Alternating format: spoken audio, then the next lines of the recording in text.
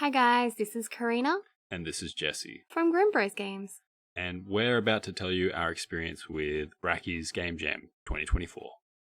We stumbled upon the jam when it was already a couple of days into it. There was about 4 days left out of the 7 that it ran for. We figured we could still get it done within that time, so long as we gave up on sleep. So on the first day, We pondered over the theme, what's behind the door? Keeping it straightforward, our primary game objective was to get behind the door. The theme naturally lent itself to a horror vibe, so we ran with it. We envisioned something of the unknown. It's kind of funny saying that now because we all know what happened with the Willy Wonka events in Glasgow. When it came to the game dimension, we weighed the pros and cons of 2D versus 3D. While 2D was simpler and aligned with our ongoing project, Hughes Void, it lacked the immersive feel we desired. Opting for the 3D introduced some complexities but offered versatility with Godot as our engine, Krita for image editing, and Blender for 3D assets. We decided to dive into the 3D realm. quickest way to do it is probably just to use a 3D room, go 4 doors. You got to pick the right door. Door you came from has a question on it. The other doors, they're the answers. You got to pick the right answer. That should be relatively easy to code and then scale within a short period of time. Limited assets then too. If we can put some like random gen assets in it, if we get time, then that'd work too. We didn't get time for that. Same as we didn't get time to really make a couple of the things we're going to put in the first room, like something that sort of explained the controls and all that kind of stuff. We also had to work out how we were going to make the rooms generate. So my first thought was like super complex, 4 arrays all leveling out in different directions. Depending on which way it goes, it rearranges the arrays to make it so that it's continuous expansion or growth.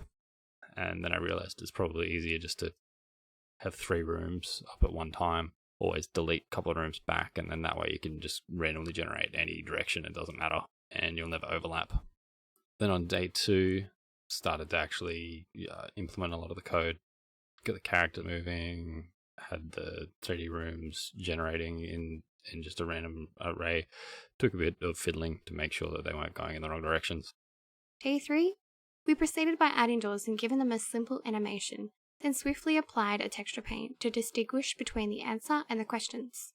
Before dividing into a random question generation code, keeping it straightforward, we began by having the game generate a symbol based on the chosen difficulty, plus, minus, division, and multiplication, followed by determining the minimum and maximum numbers according to the selected difficulty level.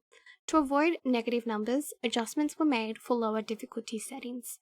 With the core of the game completed, we shifted our focus to crafting the title page.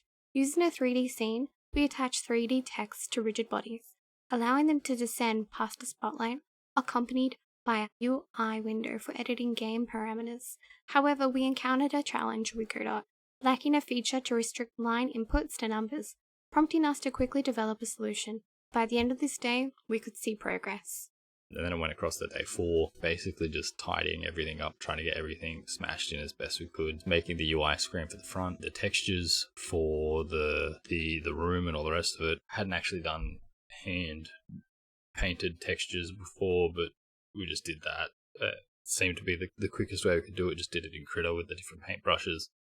Then we actually released it, so we only had about 30 minutes to spare, after which the next part of the game jam happened, the review stage. And in my opinion, this was the best part of the jam. Seeing all the cool and wonderful ideas the other contestants had come up with and been welcomed so freely into a community of open feedback. A big shout out goes to Atagon and their game Window Crawling for live streaming us on the first day, as well as Sven von Brand L. They created doors, monsters and towers for our first review, and being such an inviting member of the community, we really truly appreciate that. I also want to extend a thanks to the other people who were sharing their stories, like Solitaire in the Cave and Ding Hobber, Pest Control. Also, I want to extend a thanks to people like East West Infinity Fame Studios.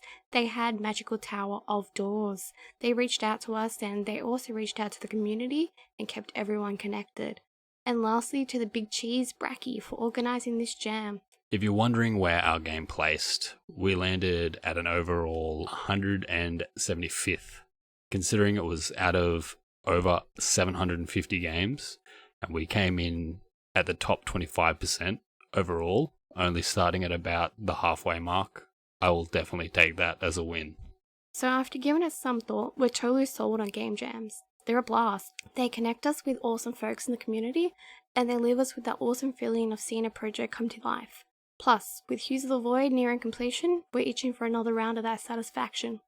Definitely planning to join more jams in the future, and we'll make sure to keep an eye on the calendar and manage our time a little bit better. Make sure to smash that like button and hit subscribe to stay in the loop and stay within all the cool stuff that we've got brewing. And while you're at it, drop a comment letting us know your favourite game from the jam and how far you made it through ours, and on which setting. Oh, and don't forget, we'll be picking a lucky subscriber from the comments to snag a set of exclusive Hues of the Void collector pins. All the best! Loads of love, the Grimm Brews team. We've been poisoning apples since 2023. Take care. Bye.